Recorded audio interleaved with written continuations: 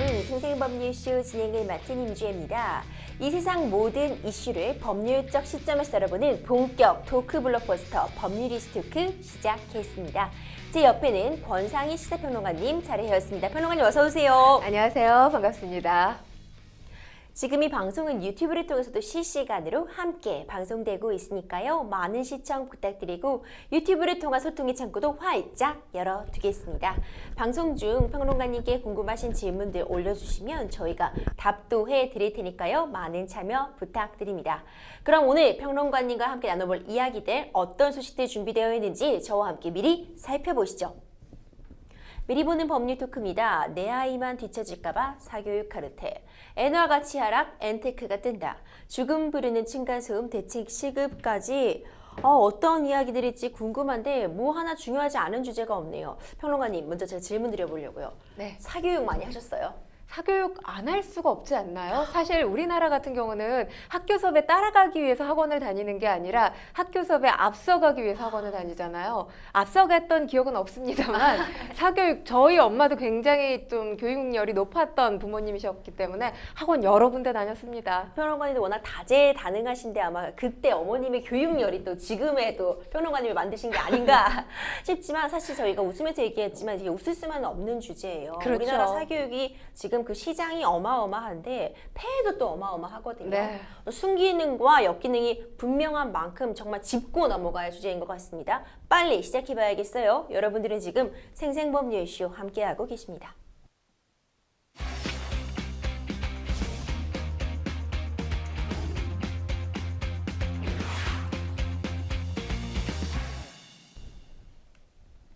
법률이스토크 본격적으로 시작합니다. 첫 번째 주제 바로 만나보시죠.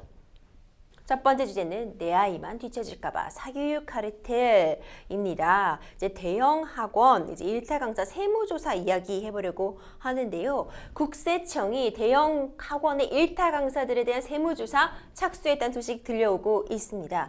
수능 킬러 문항 배제가 밝혀진 지 이후에 바로 얼마 되지 않아서 이 세무조사 얘기가 나오고 있어요. 뿐만 아니라 정말 어마어마한 고소득을 올리는 일타 강사들도 지금 세무조사를 받는 것으로 전해졌죠. 평론가님, 이 관련 내용부터 좀 하나씩 전해주시죠. 네, 그렇습니다. 윤석열 정부가 사교육과의 전쟁을 지금 선포하지 않았습니까? 이 세무당국도 여기에 나섰습니다. 대형 사교육 업체의 탈세 혐의를 포착하고 동시에 다발적으로 이 세무조사에 나서게 된 건데요. 지금 국세청 같은 경우는 서울 서초구의 메가스터디 UA, 또 서울 강남구 종로학원, 시대인재 등 이 대형 입시학원 본사의 직원을 보내서 회계장부 그리고 이 세무 관련 자료를 확보한 것으로 전해지고 있습니다.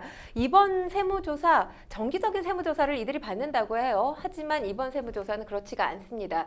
비정기 특별 세무조사에 해당이 되는 상황이기 때문에 상당히 이례적이다라는 목소리가 나오고 있습니다. 실제 사실 학원가에서 여전히 고액 그 가외가 기승을 한다고 하죠.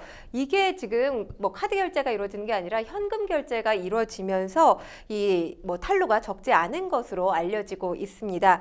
앞으로 아직까지 제가 지금 거명했던 대형 학원들 외에도 거명하지 않은 다른 대형 학원들 국세청의 특별 세무조사 대상이 될 가능성이 상당히 높아 보입니다. 그리고 지금 앞서 이 질문에서도 변호사님께서 언급을 하셨지만 이 거의 기업형이라고 이야기를 할 수 있죠. 일타 강사의 소득세 신고 내역 등도 지금 국세청 면밀히 들여다보고 있는 것으로 전해집니다.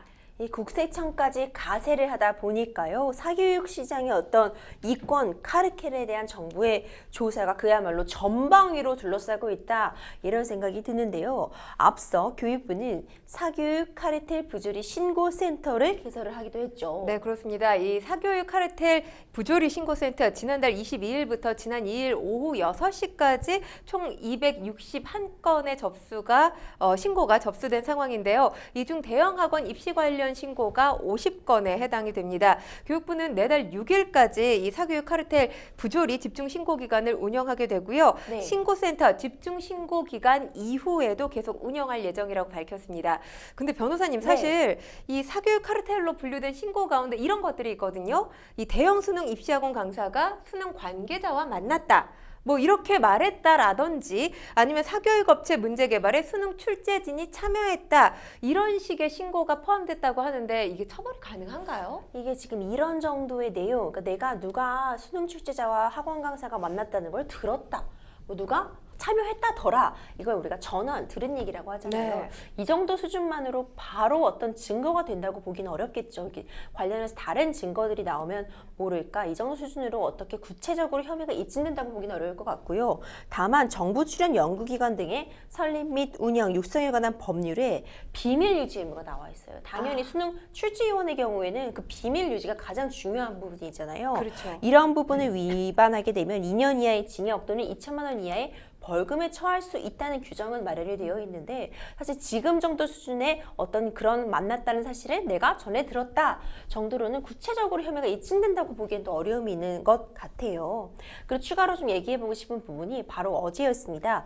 공정거래위원회가요 일반 소비자 요원을 선발을 해서 사교육 분야의 감시를 강화하겠다는 얘기가 들렸는데 이건 어떻게 하겠다는 건가요? 그러니까 공정위가 이 소비자법 위반 여부를 감시하는 인원을 선발하겠다는 건데 약 80명을 뽑는 건데 그 가운데 절반인 학원 분야가 40명 인원을 선발한다는 네. 겁니다.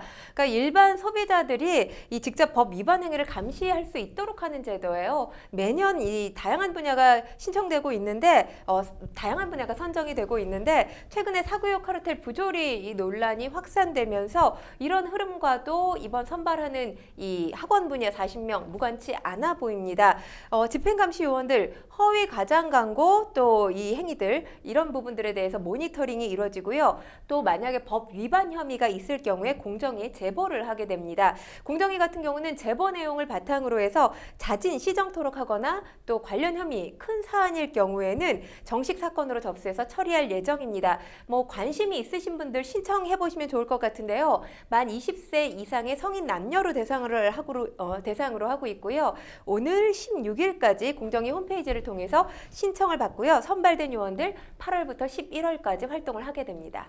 이 경찰도 사교육 시장에서 벌어지고 있는 이런 각종 위법 행위들을 좀 촘촘히 들여다보고 있다고 전해지던데 이처럼 관련 정부 기관들이 사교육 시장을 좀 제대로 에워싸면서 업체의 탈세 혐의에 대한 국세청의 세무조사도 시간 문제다 이런 얘기들 많이 나오긴 했었어요. 사실 사교육 카르텔이라는 단어가 언급됐을 때 학원가들이 다 긴장하기는 했습니다. 분명히 세무조사 착수할 거다라는 예상들을 하고 있었다고 하는데요. 네. 하지만 사실 혐의가 확인돼야 세무조사에 나서는 게 국세청 특징이잖아요. 그런 만큼 세무조사를 본격화하기까지는 어느 정도 시간이 걸릴 거다라고 예상을 하기도 했는데 이 예상이 전혀 빗나가게 된 거죠. 예상을 뒤엎고 이 대통령실이 지난 15일 킬러 문항 배제를 지시한 지 13일 만에 세무조사에 나서게 된 겁니다. 그렇기 때문에 학원가 관계자들 예상보다 이렇게 빨리 진행된 세무조사에 대해서 당황한 기색이 역력하다는 목소리가 나오고 있습니다. 또 뿐만 아니라 소위 일타 강사로 알려진 학원과 유명 강사들도요 세무조사 대상이 됐다면서요. 네, 그렇습니다. 유명 학원 일타 강사, 특히 지금 수학 때문에 걱정인 이 학생들, 현우진 강사도 이미 세무조사 받았다고 보도가 나오지 않았습니까? 뭐 현우진 강사하면 일타 강사 가운데 일타 강사 넘버1이라고 하잖아요. 네. 2017년에 소득세로만 무려 120억을 냈다고 하죠. 그러면서 굉장히 유명해졌는데 국세청은 일부 일타 강사가 이제 교재비, 특강료 수입 등을 제대로 신고하지 않는 수법으로 세금을 적게 낸 혐의에 대해서 조사할 것으로 알려지고 있습니다. 그렇군요. 우리나라 학구열은 사실 전 세계적으로도 굉장히 변호사님 유명하잖아요, 평론가님. 사교육 산업은 호황이 아니었던 시기가 우리나라 없죠. 헌정사 이후로 없었다고 네. 합니다. 많은 부모님들이 사실 수입의 일정 부분 혹은 또 굉장히 많은 부분을 사교육에 지출하고 있는 것도 현실인데 때문에 사교육 관련 문제가 이제 한번 점검이 필요하다 이런 지적이 계속 있었던 한편이요. 대통령의 발언 이후 사교육 시장에 대한 어떤 개혁이 또 너무 또 급작스럽게 일어나는 거 아니냐 이런 우려도 공존하고 있는 것 같아요. 물론 이 지금 사교육 시장에 위법 행위가 있다면 당연히 척결 대상이 그럼요. 돼야 되는 건 맞는 거죠. 뭐 이 부분에 대해서는 국민들이 이견을 가질 이유가 없을 것으로 보입니다. 근데 지금 만국병으로 불리는 이 사교육 열풍과 관련해서 개혁이 필요한 건 이 부분 역시 어느 국민 하나 뭐 이견을 가질 필요가 없어 보이는데 과연 이 공교육 정상화라는 대명제 그리고 지금 사실 여전히 우리 학교에서의 모습을 본다면 줄 세우기 교육이 이루어지고 있는 게 사실입니다. 이 학벌 사회화가 계속해서 진행되고 있는 사회가 바로 이 대한민국 사회죠. 이 두 가지 문제가 해결되지 않았는데 과연 이 사교육 시장 개혁만 한다고 해서 사교육 시장이 과연 개혁될까라는 의문이 들고요. 그리고 우리가 이 사교육에 지갑을 아낌없이 여는 이유가 뭡니까? 학교 교육에 대해서 불신을 하고 있기 때문이에요. 그렇죠. 이것만으로는 과연 우리 아이가 앞으로 명문대에 진학해서 좋은 직업을 가질 수 있을까? 여기에 대한 확신이 서지 않거든요. 그러니까 좋은 직업을 명문대에 가서 좋은 직업을 갖는 게 지금 사실 학부모뿐만 아니라 아이들도 학생들도 갖고 있는 그래서 꿈이라고 하기엔 그렇지만 우리 사회의 어느 순간 뭐 출세하는 로드맵 같은 게 돼버렸어요. 이런 부분에 대한 고민 없이 사교육 시장만 잡는다고 해서 이게 과연 잡힐까 의문이 들기는 합니다. 그런데요, 평론가님, 수능이 얼마 남지가 않았습니다. 그렇죠. 지금 수능이 130여일 정도 남아있다고 하는데 이런 상황에서 혼란스러운 학원가는 사실 고3 수험생들에게는 좋지 않게 여겨지는 사인이잖아요. 그렇죠. 왜냐하면 지금 잘 나가고 있는 일타 강사나 이 대형 학원들 지금 세무조사를 받게 되면 학생들과 학부모들 혼란스럽고 불안할 수밖에 그렇죠. 없습니다. 이런 상황에서 과연 우리 아이의 입시 제대로 진행이 될까, 진행을 해줄까 이런 고민들이 있을 수밖에 없는 건데요. 그러다 보니까 학생들 사이에서도 뭐 세금을 제대로 안 냈다면 조사하는 게 마땅하지만 왜 하필 수능을 앞둔 지금 이때냐 타이밍을 가지고 불만의 목소리를 내고 있는 경우가 많습니다. 입시업계 관계자의 목소리에 따르면 곧 수시 모집이 시작된다는 거죠. 그렇기 때문에 누군가 이제 학부모나 학생들에게 입시 정보를 제공해줘야 되는데 이렇게 세무조사가 전방위로 이루어질 경우에 과연 컨설팅이나 뭐 이 설명회, 입시 설명회라는 거죠. 이런 것들이 예년처럼 제대로 진행될 수 있을지 의문이라는 목소리가 나오고 있고요. 요즘에 학원을이 굉장히 학부모님들의 어떤 전화를 받는데 힘들다고 합니다. 그만큼 이 전화가 많이 오고 있다고 해요. 세무조사 받은 학원이 맞느냐, 이 강사 세무조사 받고 있느냐 이런 문의 전화가 폭주하고 있다고 합니다. 그렇군요. 참 어려운 부분인데 일부 학원들은 또 교습비를 인하하기로 했다는데 이건 어떤 내용이죠? 서초구의 한 초중등 영어학원 같은 네. 경우는 교습비가 34만 원이었는데 28만 원으로 내렸다고 합니다. 뭐 이번 주에 신고 교습비 다시 바꾸겠다고 한 강남 학원만 38곳이라고 하는데요. 오, 네. 1년 전과 비교하면 2배가 넘는 수치입니다. 그러니까 사실 이맘때쯤이면 뭐 여름 특강이다 해서 네. 여러 가지 이 특강 과목들이 개설이 되기는 하잖아요. 계절적 요인도 있기는 하지만 이 사교육 카르텔과 관련돼 있어 보입니다. 학원들이 앞다퉈서 이렇게 교습비를 내리는 이유, 뭐 단속 대비 목적이 크다는 게 뭐 현재 학원가의 분석 가운데 하나입니다. 그러니까 교육청에 신고한 액수보다 더 부풀려서 받게 되면 교습비를 더 부풀려서 받게 되면 단속 대상이 되기 때문에 이렇게 서둘러서 교습비를 내리고 있다라는 목소리가 들리고 있습니다. 이쯤에서 궁금증이 하나 생기게 되는데요. 연간 사교육비 최대 이런 소식을 접한 적이 있습니다만 대형 입시 학원들의 실적이 구체적으로 어느 정도나 되는지도 궁금하거든요. 불황 속 호황을 구가하고 있다고 하잖아요. 네. 지금 뭐 대치동의 신흥강자로 떠오른 한 대형 학원 같은 경우는 매출액이 2,747억 원이 넘습니다.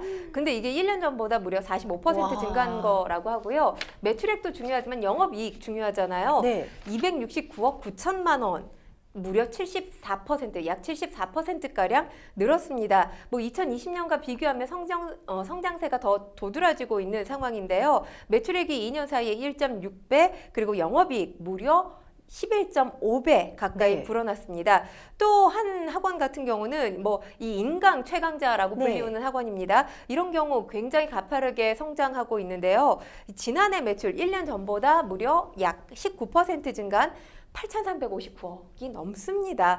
영업이익 역시 약 37%가량 상승하면서 1,353억 원을 넘어섰고요. 네. 영업이익률 역시 계속 상승하고 있는 추세입니다. 그러니까 뭐 교육계에서는 이렇게 가파르게 상승하고 있는 이유 중에 하나가 코로나19 때 비대면으로 수업을 받았잖아요. 학력이 저하되면서 불안해진 부모님들이 학원에 많이 보내기 시작한 게 한 원인이 됐다고 하고요. 또 이제 킬러 문항 대비하기 위해서 학원을 찾고 있는 고등학교 학생들도 많다라는 겁니다. 근데 중요한 건 지금 지난해 같은 경우 사교육비에 지출한 비용이 무려 26조 원, 사상 최대라고 하잖아요. 근데 근데 중요한 게 26조 원을 넘을 가능성이 큽니다. 왜냐하면 여기에 집계되고 있는 상황이 고3 학생들까지지 재수생이나 N수생은 포함이 되지 않아요. 그런데 재수생, N수생, 뭐 요즘 반수하는 학생들 굉장히 많잖아요. 이들이 또 더 좋은 학교를 가기 위해서 드리는 뭐 사교육비 네. 월 뭐 이 한 해에 1,000만 원이 넘는다라고 합니다. 그렇군요. 정말 경기가 불황이든 호황이든 사교육 시장은 정말 불호황인 그런 상태인 것 같은데 가구 소득이 많던 적든 사교육을 시키는 가정이 정말 많긴 한 것 같아요, 변호사님. 그러니까 지금 이 사교육 참여율이 우리나라가 78.3%거든요. 거의 80%네요. 그렇죠. 그러니까 사교육 학원을 가지 않으면 뭐 아이들 사이에서 또는 학부모님들끼리 대화가 안 될 지경이라고 합니다. 사교육의 한마디로 이 짓눌려 있는 사회가 우리 사회라고 볼 수 있는 건데요. 지금 통계청 자료를 좀 말씀을 드릴게요. 올 1분기 가계소득 최상위 20%인 5분위 가구 중에 만 13세에서 18세 자녀가 있는 가구의 월 평균 학원비 또는 보습교육 소비 지출이 114만 원을 넘어섰습니다. 그런데 이들 가구들의 월 평균 이 총 지출액이 653만 원이거든요. 그러니까 비교를 해보면 지출의 17.5%를 사교육에 쓰고 있는 겁니다. 그렇다면 소득 수준이 낮은 가구들은 어떤지 또 말씀을 드리면 사교육비 때문에 허리가 휘청인다라고 하는 이 1분기에서 4분위 가구라고 해도 이게 다르지가 않은데요. 특히 최하위 20%인 1분위 가구의 월 사교육비 지출액 48만 2천 원인데 이걸 좀 비교를 해보면 이들이 식음료 지출에 네. 48만 1천 원을 지출을 합니다. 그리고 주거비 지출에 35만 6천 원을 지출하는데 이 지출액보다 훨씬 사교육비에 쓰는 돈이 많다라는 거죠. 사실 이게 정상이 아니죠. 비정상이죠. 이럴 거면 사실 의무고 공교육이 왜 있느냐 이런 목소리가 나오고 있는데 어느새 사교육이 이 대한민국 사회에서 필수제가 됐다 이렇게 평가를 할 수 있겠습니다. 그러니까 지금 사실 주변에서 다 학원 보내는데 우리 아이만 학원을 안 보내면 뒤처지는 거 아니냐. 이 뒤처지는 것에 대한 불안함이 상당히 크다라고 하죠. 그리고 사교육, 우리 현재만 질식시키는 게 아니라 우리 미래도 우려스럽게 하고 있습니다. 사교육비에 이렇게 많이 지출을 하다 보니까 사실 결혼을 망설이는 청년층 많고요. 결혼을 해도 아이 출산을 망설이는 젊은 부부들이 그렇게 많다고 합니다. 그러니까 사교육공화국 이대로 방치해뒀다가는 한국 사회에 현재만 골병드는 게 아니라 미래까지 보장받을 수 있는 길이 없지 않나라는 생각이 듭니다. 특히 어릴 때부터도 우리나라는 사교육을 참 많이 시키고 있잖아요. 외국어 공부를 시킨다거나 일면 학원 뺑뺑이를 돌리는 경우도 많은데 학원가가 모여있는 지역에서 이런 학원 뺑뺑이가 흔한 풍경이라고 하더라고요. 그러니까 뭐 영어 학원 갔다가 태권도 갔다가 피아노 갔다가 미술 갔다가 뭐 이렇게 가는 경우도 있지만 요즘 가장 중요한 게 영어 학원, 그러니까 영유라고 하죠. 영어 유치원을 다니는 게 하나의 트렌드인데 네. 빠르면 5살쯤 시작하고 늦어도 6살이나 7살에 시작을 한다고 합니다. 그런데 이렇게 영어 학원을 졸업할 무렵 그러니까 영어 유치원, 영유를 졸업할 무렵에 7세 고시라는 게 있다고 해요. 유명하죠. 7세 고시. 이번에 처음 알았거든요. 네. 근데 이 7세 고시라는 게 어떤 거냐면 초등학생이 되기 전에 초등학생들을 대상으로 하는 유명 영어 학원에 입학하기 위해서 레벨 테스트, 네. 레테를 받기 위한 곳이라고 합니다. 근데 이 레벨 테스트를 받기 위해서 1대1 강의까지 이루어지는 경우가 있고요. 1대1 강의가 1시간당 뭐 7만 원에서 8만 원 또는 10만 원 정도 한다고 하는데 유명 강사 같은 경우는 1년 정도 대기를 해야 된다고 해요. 그러니까 이런 것들, 이런 과정들을 다 치르기 위해서 뭐 학부모님들 클릭 전쟁을 한다고 합니다. 그러니까 영어 유치원을 졸업하고 학원을 가기 위해서 이 레벨 테스트가 아주 뛰어놀게 좋은 나이잖아요. 7살이면, 그렇죠. 6, 7살이면. 근데 놀 수가 없다는 거예요. 그렇기 때문에 아이들이 그러니까 영어 유치원 다니는 게 너무 즐겁고 공부하는 게 너무 좋은 아이들에게는 이런 시스템이 도움이 됩니다. 그렇죠. 하지만 대부분의 아이들이 놀고 싶어 할 거 아니에요. 근데 이렇게 학업 스트레스를 어려서부터 주게 되면 지적으로나 정서적으로나 신체적으로나 발달에 장애를 갖게 될 가능성도 있다고 합니다.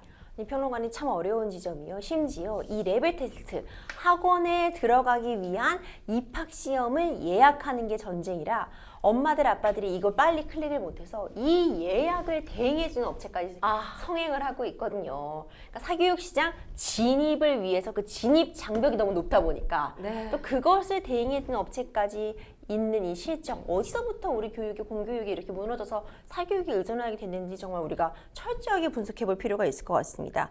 저출산으로 인해 고령화는 또 빨리 진행이 되고 있잖아요. 과도한 육아, 교육 비용의 부담을 느껴서 출산을 꺼리는 사람들이 늘어날 수밖에 없는 구조라고 저는 생각을 하거든요. 또 언제나 호황이에요, 또 사교육 시장은. 네. 그러니까 한쪽에서는 애가 없다고 난리는데 한쪽에서는 아이가 들어갈 학원이 없다고 난린 이 상황, 아이러니하다고 느껴지는데 어떻게 보고 계세요? 일단 지금 우리나라가 사교육 참여율이 상당히 높긴 합니다만 아시아권 국가들을 좀 살펴볼 필요가 있어요. 선진국 중에 이례적으로 이제 사교육 참여율이 높은 나라 일본을 들 네. 수가 있습니다. 일본이 51%고요. 싱가포르이 55%, 그리고 우리와 유사한 대만이 56%예요. 그러니까 아시아 특유의 교육열이 상당히 높은 나라들이고요. 소득 불평등이 이 나라들 다 심합니다. 그러면서 경쟁이 치열한 나라들이 사교육 열풍에 휩싸이면서 이제 사회 문제화되고 있는데, 중요한 게 이 나라들 보면 지금 출산율을 한번 볼 필요가 있어요. 네. 우리나라 출산율 0.78명이잖아요.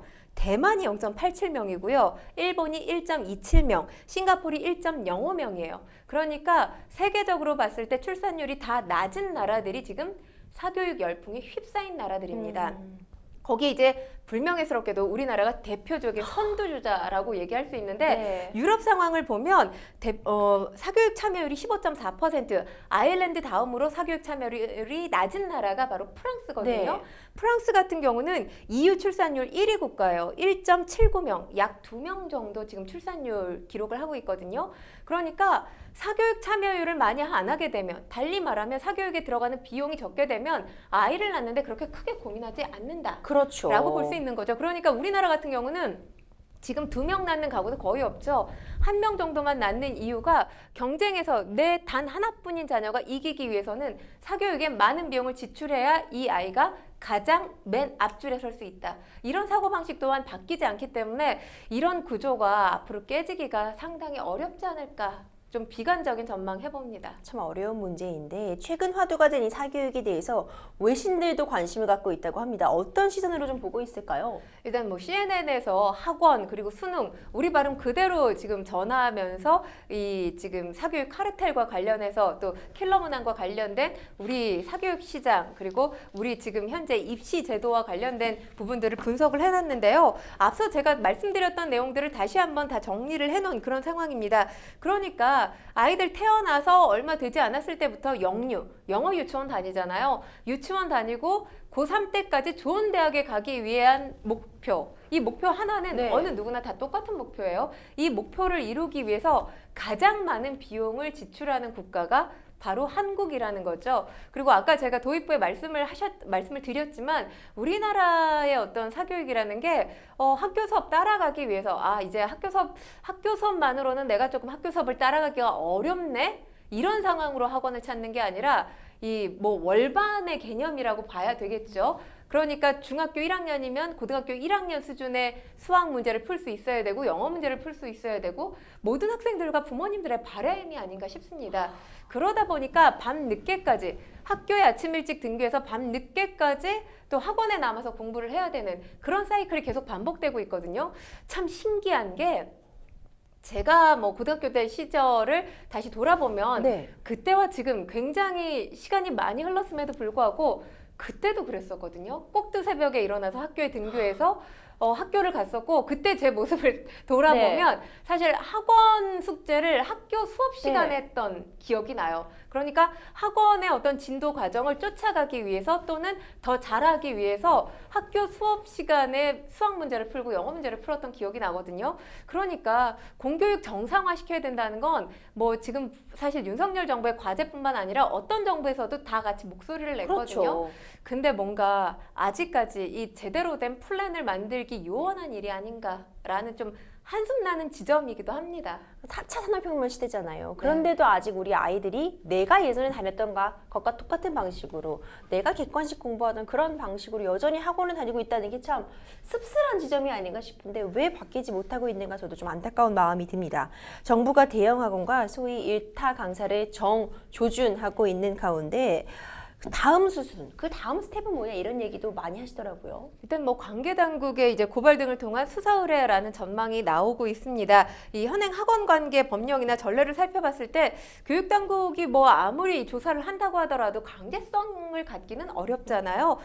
어떤 조치에 한계가 있다라는 또 지적이 나오고 있습니다. 그리고 지금 사실 뭐 아까도 제가 변호사님께 말씀을 드렸지만 학원 강사가 이 수능 관계자를 만났다 뭐 이런 전원 수준으로는 사실 사실관계 확인하기도 어렵지 않겠습니까? 그렇죠. 그렇기 때문에 수사 의뢰가 수순일 거라는 게 지금 교육 당국의 입장이고요. 또 대통령실 관계자에 따르면 이 사교육 이권 카르텔과 관련해서 사법 조치가 필요하면 그 부분도 생각할 것이다. 이렇게 밝힌 점도 이런 전망에 힘을 싣고 있습니다. 이 대학 입시에 들어가는 사교육비를 줄여야 한다는 점에 대해서는 정말 다 동의를 하실 것 같은데 하지만 이 학원에 대한 단속과 수사도 중요하겠지만 그보다 중요한 건 어떤 대입제도에 대한 전반적인 개편 그리고 공교육의 정상화에 있지 않을까 싶어요, 평론가님. 변호사님 맞는 말씀하셨는데요. 사실 지금 이 대입 제도를 들여다보겠다고 하면서 포커스를 맞추고 있는 게 수능. 그 가운데서도 킬러 문항 아닙니까? 네. 근데 대입 제도가 수능으로만 이루어지지 않았어요. 사실 수시가 더 문제라는 목소리도 나오고 있습니다. 네. 수시 같은 경우는 뭐 부모 찬스 쓰는 경우 심심찮게 우리가 보도를 통해서 볼 수 있지 않습니까? 그렇기 때문에 입시 제도 전반을 들여다볼 거면 수능뿐만 아니라 수시 제도까지 살펴보는 게 맞다라고 생각이 들고요. 그리고 일단 뭐 교육개혁의 밑그림을 좀 제대로 그렸으면 좋겠는데 아까도 제가 말씀을 드렸지만 우리 사회가 경쟁이 굉장히 심한 사회, 이미 고착화된 사회입니다. 그걸 한꺼번에 뭐 1, 2년 새에 뜯어 고치기란 쉽지 않겠지만 일단 공교육이 정상화되려면 과도한 이 경쟁 사회 구조를 어느 정도는 고민을 해야 된다라는 생각이 들고요. 이와 관련된 대안 제시까지 해줘야 국민들이 교육개혁이 제대로 되고 있구나 이렇게 믿지 않을까라는 생각도 해봅니다. 네, 정말 어려운 주제죠. 하지만 우리가 전면적으로 다뤄야만 하는 주제입니다. 공교육의 정상화 그리고 아이들이 좀 아이들답게 학생들이 학생답게 그리고 좀 모두가 좀 즐겁게 공부할 수 있는 그런 날이 꼭 오기를 바라겠습니다. 여러분들은 지금 생생법률쇼 함께하고 계십니다.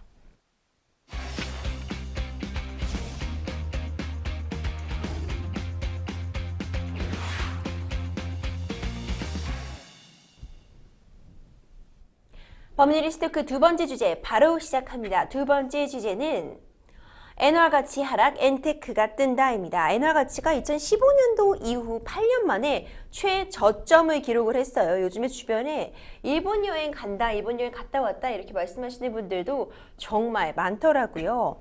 100엔이 하나로 1,000원이 채 되지 않게 되면서 일본 여행은 물론 이제 이 환율 재테크, 일본 주식 매수 등 이른바 엔테크 열풍이 불고 있습니다. 네, 그렇습니다. 오늘 제가 이 환율 살펴보니까 900원 조금 넘더라고요, 네. 엔화가.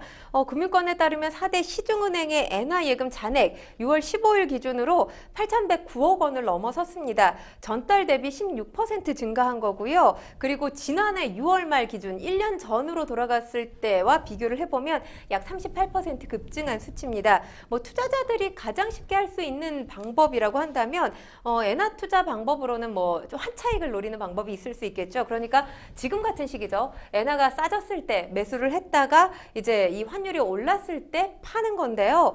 뭐 시중은행의 모바일 앱을 통해서도 요즘에는 손쉽게 할 수가 있습니다. 실제로 4대 은행의 이 5월 기준 엔화 매도액이라는 게 어떤 의미를 갖고 있냐면 은행이 이 고객 요구로 원화를 받고 엔화를 내준 금액을 엔화 매도액이라고 합니다. 지금 5월 기준으로는 301억 6,700만 엔으로 집계가 됐습니다. 4월과 비교했을 때 32% 증가를 한 거고요. 지난해 같은 기간에 비해서는 무려 5배가 늘어난 규모입니다. 그러니까 뭐 역사적으로 저렴해졌다라는 평가까지 나오고 있잖아요. 이렇게 저렴해진 엔화를 미리 사놨다가 향후에 차익을 거두려는 뭐 투자자들이 급증한 것으로 보입니다. 그리고 엔화 예금 같은 경우 장점이 굉장히 많더라고요. 저도 이번 기회를 통해서 좀 공부를 많이 했는데 이 원화로 입금을 하게 되면 이 엔화로 환전돼서 통장에 쌓이면서 입출금이 자유로워지고요. 또 연계 증권사를 통해서 일본 주식 거래까지 가능합니다. 최대 5천만 원까지 이 예금자 보호도 받을 수가 있습니다. 미리 엔화를 가지고 있는 분들 같은 경우라면 굳이 환전 수수료를 지불할 필요 없이 엔화로 바로 들 수 있는 그런 상품입니다. 그렇군요. 이 미국 주식에 투자하는 분들을 이제 서학개미라 이렇게 우리가 불렀는데 엔화 가치가 낮아지면서 일본 주식 시장에 대한 관심도 굉장히 크게 성장하고 있습니다. 이른바 일학개미도 급증을 하고 있다면서요? 네, 그렇습니다. 지금 한국예탁결제원에 따르면 국내 투자자의 일본 주식 보유액 6월 22일 기준으로 약 4조 1,600억 원을 기록했습니다. 2011년 집계가 시작된 이후로 사상 최대치라고 볼 수 있는 건데요. 그만큼 지금 뭐 일본 주식 많이 사서 보유하고 있다라고 얘기할 수가 있습니다. 지금 사실 일본 경기가 좋아지고 있는 그런 상황이에요. 거기에 지금 엔저까지 맞물리면서 아무래도 이 주식 투자에 관심이 있는 분들은 일본 시장, 일본 주식 시장으로 관심을 돌릴 법하다라는 분석이 나오고 있거든요. 지금 상반기 매수 건수 보면 30일까지 국내 투자자의 일본 주식 매수 건수가 44,752건입니다. 지난해 대비 70% 증가한 거고요. 매수 규모도 증가했습니다. 급증했습니다. 국내 투자자들이 상반기 일본 주식을 순매수한 금액이 1억 3,200만 달러, 우리 돈으로 약 1,741억 원인데요. 지난해 동기 대비 무려 1,220% 증가한 겁니다. 증권가에서는 뭐 지금 1분기 일본의 이 국내 총생산 성장률이 예상치를 상회한 상황입니다. 게다가 이제 투자의 귀재라고 할 수 있는 워런 버핏이 일본 상사 기업 투자 등이 이 국내 투자자의 일본 투자를 이끌었다. 이렇게 분석하고 있습니다. 그렇군요. 그렇다면 이 근본적으로 돌아와서 엔저 현상은 왜 발생하게 된 건지 궁금합니다. 인플레이션으로 세계 각국이 금리를 인상할 때 일본은 계속 제로 금리를 고집해왔잖아요. 그러니까 우리나라도 뭐 예외가 아니었는데 이렇게 금리 인상이 된 이유는 높은 물가를 잡기 위해서 금리 인상을 한 거 아닙니까? 그런데 일본 같은 경우는 경기 활성화를 위해서 금융 완화 정책을 계속해서 펴나갔습니다. 그러니까 뭐 제로 금리라고는 하지만 마이너스 1%대 금리예요. 그러니까 은행에 넣어두는 게 과연 이득이 될까 고민될 정도의 금리 수준이었는데 그러면서 일본과 미국 사이에 어떤 금리 차이가 벌어져서 이 엔저 현상이 발생하고 있다라는 분석 한 가지 말씀을 드릴 수가 있고요. 또 한 가지는 아베노믹스를 빼놓을 수가 없을 것 같습니다. 아베노믹스 말씀을 드리면 이 장기 불황의 늪에서 허우적거렸죠, 일본이. 네. 그러면서 2012년 집권한 아베 총리가 이 물가 상승률을 매년 2% 이상씩 올리겠다. 이렇게 목소리를 냈습니다. 네. 아베노믹스 정책 실시하겠다는 건데 아베노믹스 정책을 다시 한번 말씀을 드리면 그러니까 돈을 무제한적으로 풀겠다는 겁니다. 돈을 무제한적으로 풀어서 장기 불황 그리고 디플레이션에 맞서겠다. 이런 정책을 아베노믹스 정책이라고 볼 수 있거든요. 아베 정권 끝났죠. 하지만 이 아베노믹스 정책까지 끝났다고 보기는 어렵습니다. 일본의 통화 정책 여전히 유효한 그런 상황인데요. 일본 기준금리가 2016년부터 계속해서 지금 마이너스 1%대를 기록하고 있습니다. 뭐 코로나 이후에 우크라이나 사태가 겹치면서 이제 물가가 고공행진 전 세계적으로 이 물가 고공행진 인플레이션 추세였는데 그런데도 불구하고 요지부동이었던 상황인 거죠. 그러니까 아직까지 일본이 거품 경제 이 붕괴 사태에서 벗어나지 못했다는 게 이번에 기록적인 이 엔저 현상의 배경 중에 하나로 꼽히고 있습니다. 그렇군요. 이 아베노믹스가 통한 것인지 최근 일본 경제가 좀 살아나고 있는 느낌은 충분히 받고 있는 것 같아요. 네, 그렇습니다. 지표를 좀 말씀을 드릴게요. 이 국내 총생산 1분기를 보면 전분기에 비해서 0.7% 상승을 했고요. 그리고 지난 13일에는 일본 증시 대표 주가 지수인 니케이 225의 주가가 33,000을 넘어서기도 했습니다. 거품 경제가 터지기 직전이었던 시기가 바로 1990년 7월일 그 시기를 기점으로 볼 수 있는데 그 이후 33년 만에 최고 수준이라는 평가가 나오고 있고요. 부동산 가격도 조금씩 오르고 있는 추세입니다. 그러니까 뭐 지금 코로나19가 끝나면서 일본 기업들 이 숨통이 트이는 상황이라고 하잖아요. 순이익이 역대 최대 수준인 걸로 알려졌습니다. 하지만 엔저가 이렇게 경제 전반 모두에게 웃을 수 있는 일만은 아닙니다. 수출 기업은 호황을 맞고 있지만 내수 기업이나 가계 상황은 좋지 않아지고 있는 상황인 건데요. 네. 뭐 엔저 현상이 계속되면서 이제 같은 양의 원재료 더 많은 엔화를 주고 사야 되는 그런 상황인 거잖아요. 그러면서 부담이 커진 상황입니다. 그러니까 큰 기업들은 좋을지 모르지만 작은 기업 내지는 가게 같은 경우는 이 엔저 현상이 계속되면서 웃을 수는 없는 상황. 그러니까 가계 소비가 여전히 활성화되고 있다라고 보기는 어려운 상황인 겁니다. 그렇군요. 사실 이제 본격적인 여름 시작이 됐잖아요. 그럼 여름 휴가 다들 계획하고 계실 텐데 예전에는 일본 하면 물가 너무 비싸고 또 가깝지만 먼 나라다 이런 느낌 때문에 지금같이 인기는 아니었던 것 같은데 요즘은요. 한 달에 50만 명씩 일본 여행 간다는 얘기 나오더라고요. 사실 일본에 가면 일본 사람보다 한국 사람을 더 많이 만나게 되는 경우도 비일비재하다라는 얘기가 그렇군요. SNS 통해서 나오더라고요. 그만큼 지금 일본 여행 계획하시는 분들 또 다녀오신 분들 많은데요. 이 해외여행 계획하는 국내 소비자 대부분이 일본 여행을 선호한다고 알려지고 있습니다. 뭐 아무래도 엔저 현상이 이 또 일본에 가고 싶어하는 이 여행객들 발길을 일본으로 돌리는 가장 큰 이유가 되고 있습니다. 그러면서 뭐 유통업계마다 일본 관련 패키지 상품도 상당히 많이 판매를 하고 있는 상황이고요.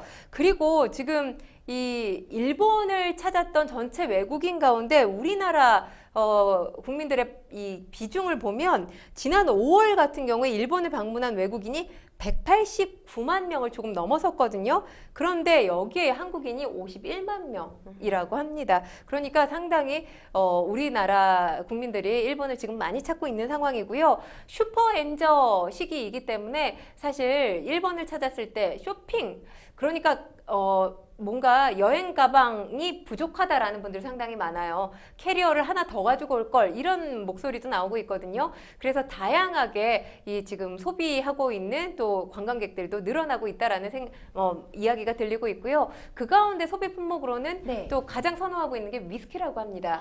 우리나라랑 이 세금이 매겨지는 정도가 다르다고 네. 해요. 그렇기 때문에 위스키를 국내에서 구입할 경우에 비싸게 살 수밖에 없는데 또 지금 2030 세대에서 코로나19 시기에 또 즐겨 찾았던 주류가 와인이었잖아요. 지금 와인에서 트렌드가 바뀌었거든요. 위스키로. 그러면서 젊은 층 같은 경우는 일본에서 위스키를 또 사가지고 오는 경우도 많다고 합니다. 그런데 여행이나 주식 매입뿐만 아니라요. 엔저 현상은 일본과 경쟁 관계에 있는 우리 기업에게는 또 앞서 평론가님이 지적해 주신 것처럼 결코 좋은 소식만은 아니잖아요. 수출 기업은 타격이 예상되는 상황 아닌가요? 그렇죠. 엔저에 대한 나쁜 기억들이 분명히 있습니다. 이 과거 여러 차례 이 경제 상황을 봤을 때 엔저 현상이 우리 경제에 발목을 잡기도 했었는데요. 90년대를 보게 되면 95년에서 97년까지 이때 이 엔저 현상 같은 경우는 수출 감소, 경상수지 적자를 불러오면서 97년에서 98년 IMF를 겪었잖아요. 이 또 위기를, 외환 위기를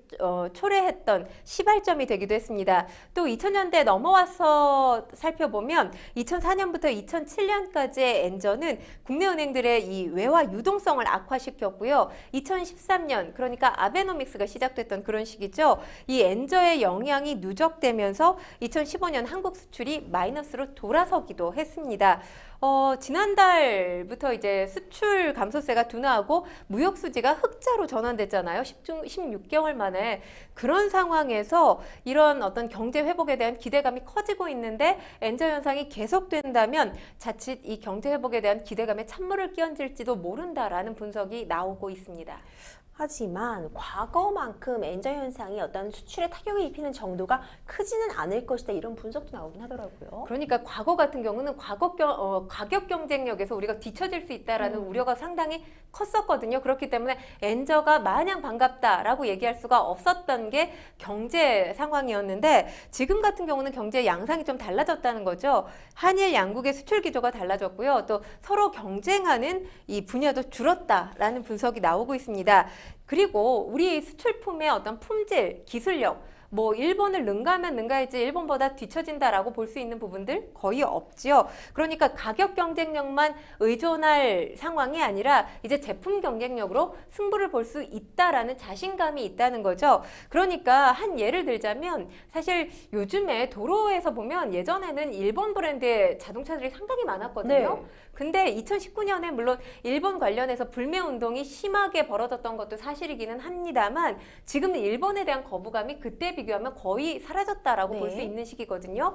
그런데 지금 같은 경우는 지금 일본 브랜드의 수입 차량 가격이 굉장히 낮아졌어요. 그런데도 불구하고 우리 국민들이 선호를 하지 않고 우리 브랜드의 차량을 차라리 타겠다 이런 분들이 상당히 많거든요. 그런 이유가 가격 경쟁력보다 제품 경쟁력에서 일본의 우위를 점한다 이렇게 판단을 하고 있기 때문입니다. 그러니까 우리 경제가 엔화 때문에 엔저 현상이 됐을 때 가슴 졸이고 이랬던 시기와 비교를 한다면 여러모로 상전벽해가 됐다 이런 평가가 나오고 있습니다. 그렇군요. 이 초저금리가 계속되고 있다 보니까요.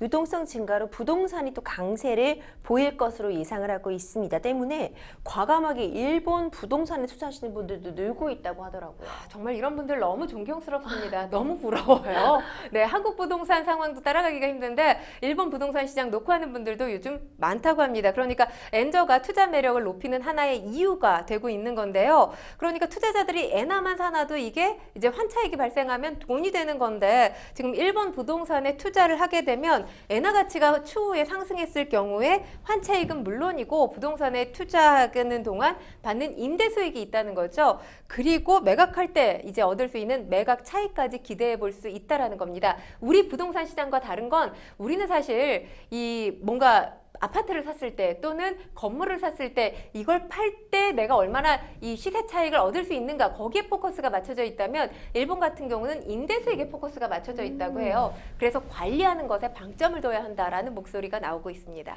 이런 엔저 기저 평론가님 계속될 거라고 보세요. 어떻게 보고 계신가요? 일단 제가 뭐 경제 전문가는 아니기 때문에 이걸 정확하게 예측하기는 어려워서 여러 자료들을 봤는데 블룸버그 통신이 예측한 내용을 조금 말씀을 드릴게요. 일단 중앙은행들의 금리 인상 이제 거의 막바지에 다다랐다 이런 평가가 나오고 있지 않습니까? 그 점이 또 하나의 이유가 되고요. 또 지난해와 다르게 경제 지표가 지금 일본이 상당히 좋아지고 있는 상황입니다. 그리고 코로나19가 끝나면서 관광객이 급증하면서 지방 경제까지 활성화되고 있는 그런 상황이거든요. 그렇기 때문에 일본 경제에 여유가 생겼다라는 거죠. 다만 현재보다 환율이 더 떨어지게 되면 일본 당국에서 직접 개입을 할 가능성도 있는데 일단 지금 블룸버그 통신에서 진단한 상황을 보면 이런 엔저 현상이 오래 갈 것 같다고 보지는 않고 있습니다. 일시적인 현상이 될 것 같다 이렇게 보고 있어요. 그러니까 금리 인상 기조 종료 시점이 멀지 않았다라는 것과 지금 일본 경제가 회복세를 보이기 시작하면서 엔화 가치 상승 가능성이 높아진 시기라는 겁니다. 그래서 우리 증권가에서도 3분기쯤 됐을 때는 엔저 기조가 계속 유지되기는 어렵지 않겠느냐 이런 목소리가 나오고 있습니다. 그렇군요. 그런데 엔저가 길어질수록요. 일본에 수출하고 대금을 엔화로 받는 중소기업들은 좀 타격을 받지 않을까 이런 걱정도 됩니다. 수출 기업에 대한 지원도 필요하다고 평론가님 보고 계신가요? 그렇죠. 왜냐하면 대일 수출 기업 중에 많은 부분이 대기업보다는 중소기업이 그렇죠. 차지하고 있거든요. 환율 타격을 크게 입을 가능성이 있습니다. 그렇기 때문에 정부가 만약에 이런 피해가 발생했을 때 이 피해 규모를 최소화하기 위해서라도 이 정부 차원에서 긴급 경영 안정 자금 지원이나 이 환전동 보험 지원 확대해야 될 필요가 있고요. 그리고 국제 환율 변동 역시 꼼꼼히 모니터링 해야겠습니다. 법률 이슈 토크 지금 두 번째 주제까지 살펴봤습니다. 엔저 기조 어떻게 이어질지 그에 따라서 투자를 하더라도 투자의 책임은 오로지 본인에게 있기 때문에 이 부분은 또 각별하게 주의하셔야 될 것 같아요. 마지막 주제 함께 살펴보겠습니다. 죽음을 부르는 층간소음 대책 시급입니다. 평론가님 혹시 층간소음 경험해 보신 적 있으신가요? 저는 너무나 다행스럽게 한 번도 경험하지 않았는데 네. 주변에 층간소음 경험한 분들 목소리를 들으면 스트레스가 이만저만 아니라고 합니다. 정말 층간소음이 사회 문제가 된 지는 이미 오래입니다.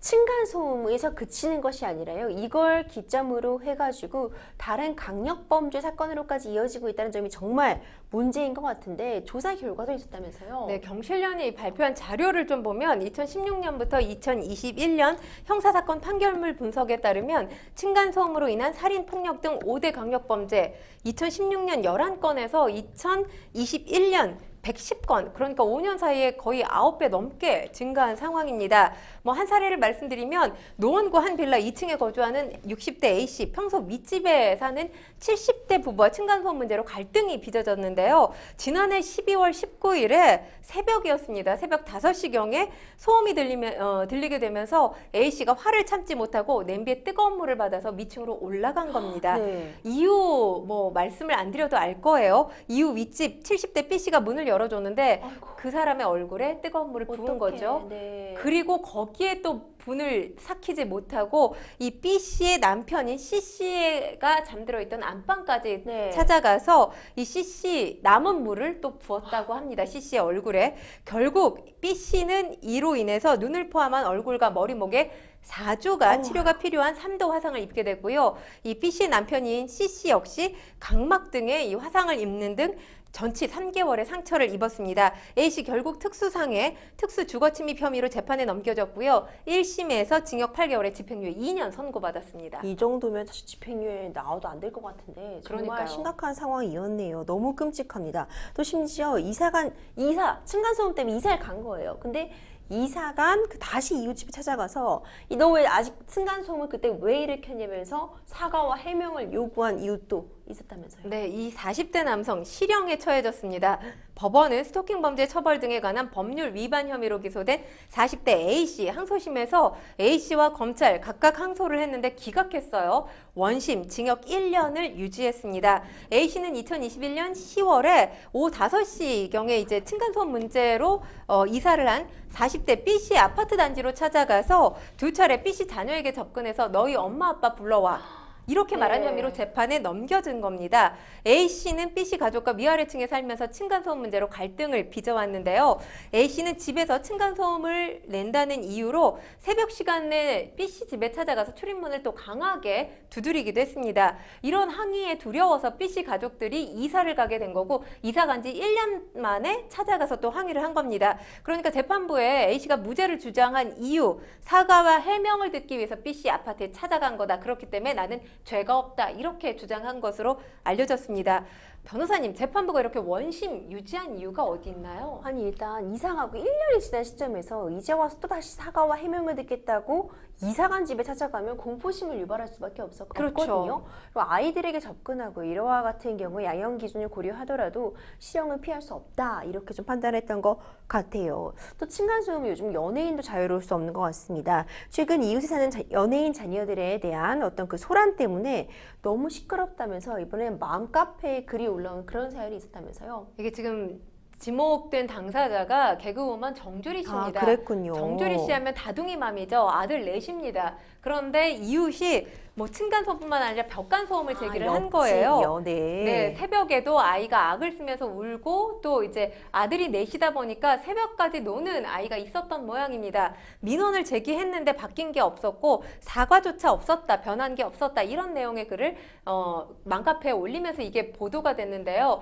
정주리 씨 일단 SNS에 사과문을 게재했고요. 옆집, 윗집 다 찾아가서 사과하겠다 이렇게 밝힌 상황입니다. 그렇군요.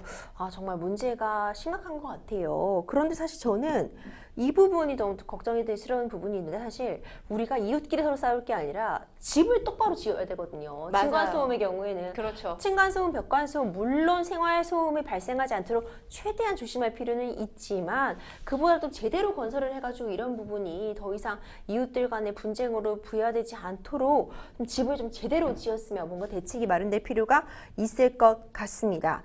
이 층간소음 문제가 정말 이웃 간 죽음까지 부르는 심각한 사회 문제가 됐어요. 법적인 처벌 규정들도 좀 마련이 되어 있는데요.